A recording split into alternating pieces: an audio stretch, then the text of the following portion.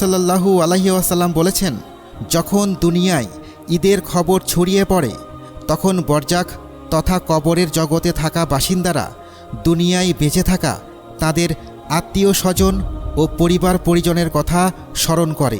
আর তারা কবর থেকে যেন বলতে থাকে, আমরা দুনিয়ার জীবনে যে ঈদগুলো করেছি আমাদের আত্মীয়রা আমাদের রেখে যাওয়া সম্পদ ভোগ করছে, আমাদের বংশধররা কত আরামে আছে, আমরা কত কষ্ট করে হালাল হারামের পরোয়া না করে কত কিছুর পেছনে ছুটেছি, আজ আমরা সেই সব নিয়ে কবরের অন্ধকারে শুয়ে আছি। অথচ আমাদের মৃত্যুর পর আমাদের কোনো বন্ধু অন্তত একটি ছোটোখাটো নেক আমল করেও তার সওয়াব আমাদের জন্য পাঠায় না। হজরত আলী রাদিয়াল্লাহু তাআলা আনহু বলেছেন, হে আগন্তুক, ওয়াদা করো যখনই ঈদের দিন আসবে তুমি অবশ্যই তোমার আত্মীয় স্বজন ও বন্ধু বান্ধবদের কবর জিয়ারত করবে এবং তাদের জন্য দোয়া করবে।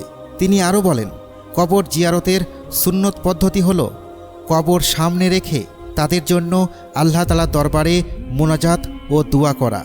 এক ব্যক্তি জিজ্ঞাসা করল, হে আলী, যদি কেউ ঈদের প্রথম দিন কবরস্থানে যাওয়ার সুযোগ না পায় তবে কি করবে? হজরত আলী রাদিয়াল্লাহু তাআলা আনহু উত্তর দিলেন, তাহলে সে ঈদের পরের দিন যাবে। আবার সে জিজ্ঞাসা করল, আমার পিতামাতার কবর অনেক দূরে, চেষ্টা করলেও 2-3 দিন এমনকি 4 দিনের মধ্যেও পৌঁছাতে পারি না, তখন কি করব? হজরত আলী রাদিয়াল্লাহু তাআলা আনহু তখন বললেন, যদি কেউ ঈদের দিন তার পিতামাতার কবর জিয়ারত করতে না পারে এবং সঠিক সময়ে কবরের পাশে দাঁড়াতে না পারে তবে তার পদ্ধতি হল ঈদের দিন প্রথম যে খাবার খাবে সে সময় একবার সূরা ফাতিহা পড়বে এবং পিতা মাতা, দাদা দাদি, নানা নানি সহ নিকট আত্মীয়দের মাগফিরাতের জন্য দোয়া করবে।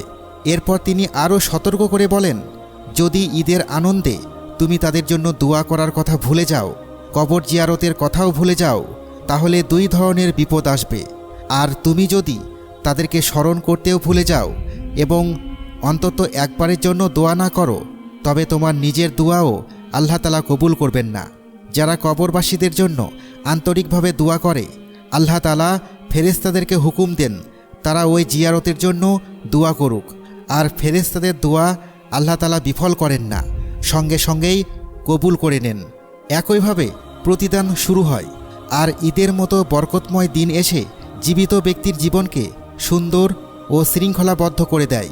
প্রিয় নবী সাল্লাল্লাহু আলাইহি ওয়াসাল্লাম বলেন, যখন কোনো মুসলিম ব্যক্তি দুনিয়ায় পরিচিত কোনো মৃত ভাইয়ের কবরের পাশ দিয়ে গমন করে এবং তাকে সালাম দেয়, তখন তার সালামের জবাব দেওয়ার জন্য আল্লাহ তাআলা সেই মৃত ব্যক্তির রূহকে আবার কবরে ফেরত দিয়ে দেন। আল ইস্তিজকার প্রথম খণ্ড 185 পৃষ্ঠা। এই কথা দ্বারা প্রমাণিত যে মৃত ব্যক্তি তাদের আত্মীয়কে চিনতে পারেন এবং তার সালামের জবাব দেন।